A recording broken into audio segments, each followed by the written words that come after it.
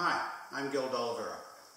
Today I'm going to show you one of my favorite knots called the stopper knot because it stops your float from rising.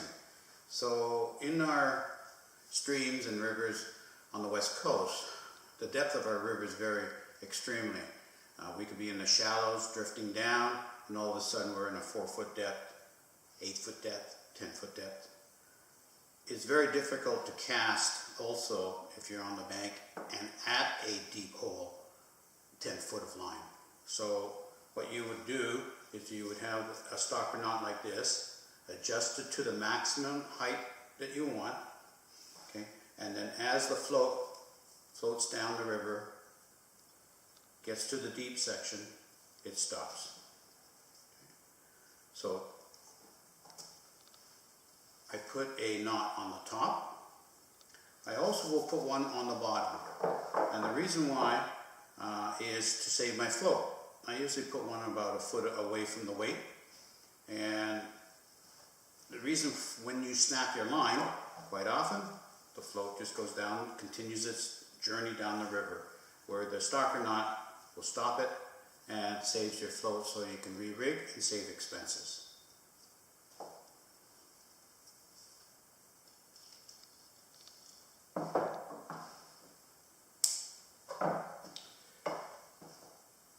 This is 30-pound fly backing tough line. I prefer this one. It's Dacron and it's stiff. Okay? It holds its shape. So if I coil it, it holds the coil. So that gives me a better grip on the line to stay stationary. So I will move this out of the way. And we will do now lower than the float. So hold them together so they're parallel to each other. Okay, create a loop. There we go. And then with one tag end, wrap the Dacron line and the fishing line. I prefer 8 times.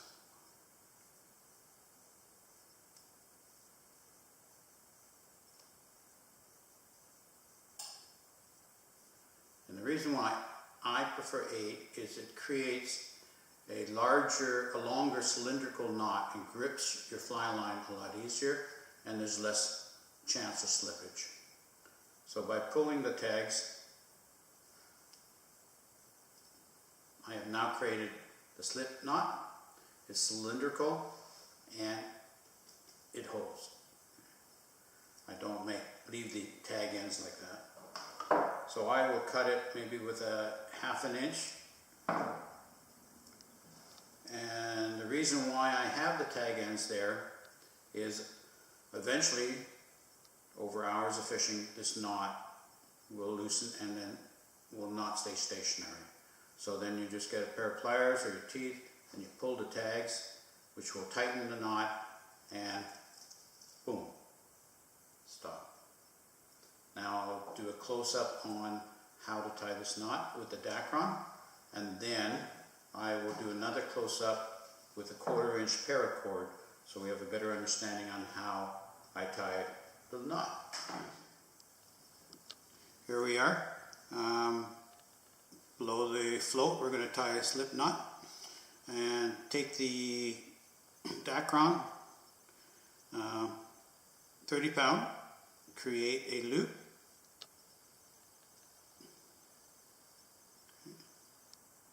So it's just a crossover loop.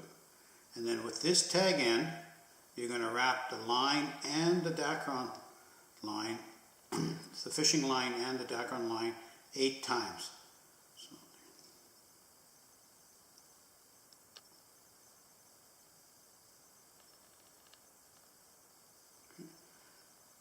So that is what it basically looks like.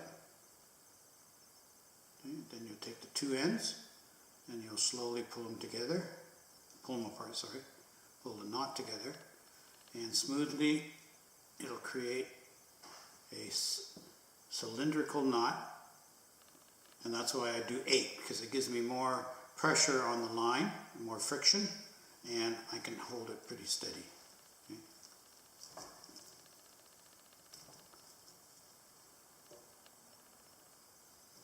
Then I cut the tag ends. I leave about 1/2 inch.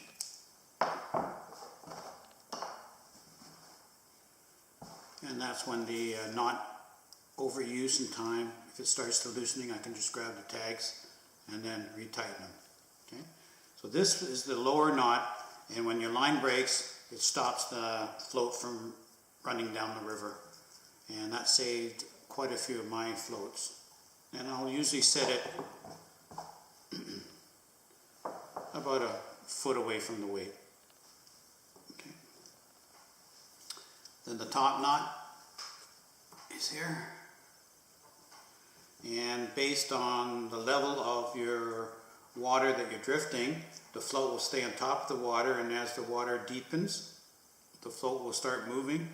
And whether it goes to a 4-foot level, 8-foot level, 10-foot, 15-foot level, wherever you have put the knot, that's where it'll stop.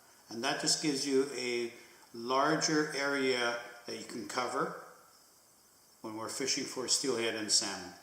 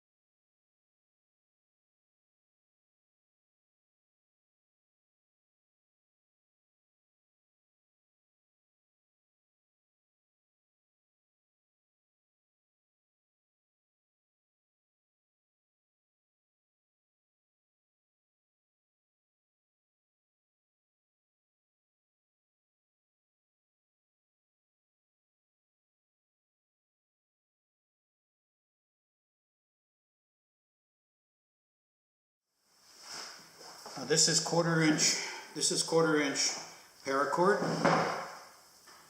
and just move the knot out of the way. I will show it to you again.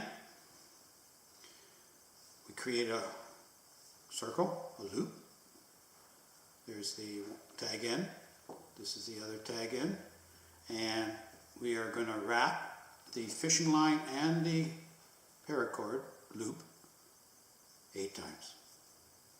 Because this is a quarter inch, 8 wraps is going to make it extremely difficult. We'll see what happens. So there's 3, 4, 5, 6, 7, 8. Okay, then you pull the 2 tag ends together.